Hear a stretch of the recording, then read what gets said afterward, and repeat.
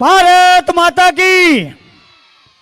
સૌપ્રથમ આપણા મહેમાન થોડા મોડા આવેલા ભાઈ શ્રી ઠાકરસિંહભાઈ પાંચી, જે બક્ષીપંચ ભાજપ મોરચાના પ્રમુખ છે અને બિન સરકારી તકેદારીના સચિવ પણ છે અને ખૂબ સારી કામગીરી એ કરતા રહેલા છે પક્ષની અંદર રહીને, તો એમનું પણ સન્માન આપણે કરશું। બીઆરસી પિયુષભાઈ સાહેબ દ્વારા એમનું સન્માન સાલ ઓઢાડી મોમેન્ટો આપી અને ગુલદસ્તાથી એમનું સ્વાગત કરવામાં આવી રહ્યું છે। આપ સૌ તાળીઓના ગડગડાટથી એમને વધાવજો। ખૂબ ખૂબ ધન્યવાદ।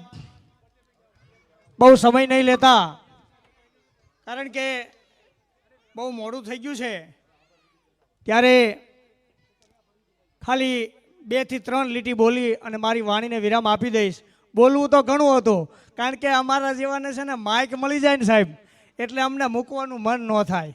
અને આવું સારું અહીંયા શિક્ષણ જગતની અંદર આવું સુંદર કાર્ય થઈ રહ્યું હોય, દિગ્પાલસિંહ બાપુ અને ભૂપેન્દ્રસિંહ બાપુ પછીનું જે નામ છે એ અમારા દિગ્પાલસિંહ બાપુનું છે સાહેબ, અને ભવિષ્યમાં એ બાપુ તરીકે એ નામ એ જગ્યા મેળવશે એવું મને અરમાન છે અને એવો મને વિશ્વાસ છે।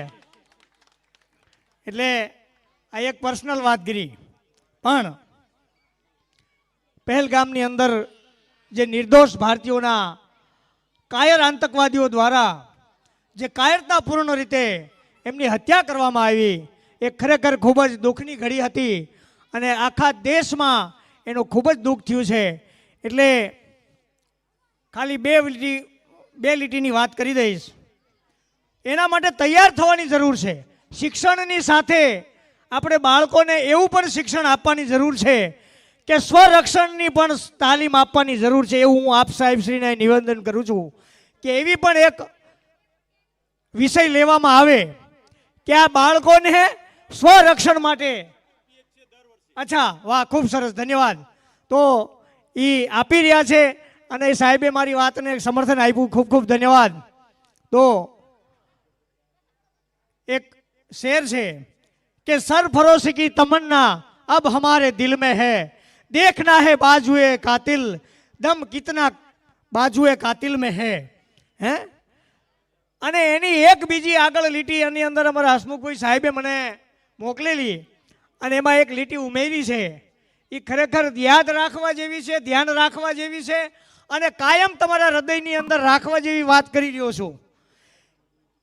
એક અમારા કવિ સાહેબ શ્રી શંકરભાઈ એક સરસ મજાની વાત કરી હતી કે ભેગા મળી પી લેજો ઝેર જગતના, ભેગા મળી પી લેજો જગતના ઝેર, હવે ફરી શંકર ઝેર પીવા નહીં મળે। ચીર ખેંચા છે સતીઓના તણા, હવે ફરી શ્યામ ચીર પૂરવા નહીં આવે। કૌરવ પાંડવ તણા માણસો મંડાણ યુદ્ધના, હવે ફરી કૃષ્ણ સારથી થઈ એને ચલાવવા નહીં આવે। પણ મારા હિન્દુ ભાઈઓને એક નમ્ર વિનંતી કરું છું મિત્રો, આ લીટી યાદ રાખજો કે મારા હિન્દુ ભાઈઓને આપસી વેર ઝેર ભૂલી એક બનો, નેક બનો। હવે ફરી હિન્દુસ્તાનને હિન્દુ રાષ્ટ્ર બનવા બીજો મોદી નહીં મળે, બીજો મોદી નહીં મળે। હે, આ હિન્દુ રાષ્ટ્રને ફરી બીજો મોદી નહીં મળે મિત્રો। એટલે વાત તો ઘણી બધી કરવાની હતી, પણ સમયની પાબંદી છે, એટલે મારી વાતને વિરામ આપી। અને કારણ કે હું પાછો સ્ટેજનો એક નાનો અમથો કલાકાર છું, એટલે આવી બધી આદતો છે બોલવાની, અને આનાથી ખૂબ અમને આનંદ મળતો હોય છે।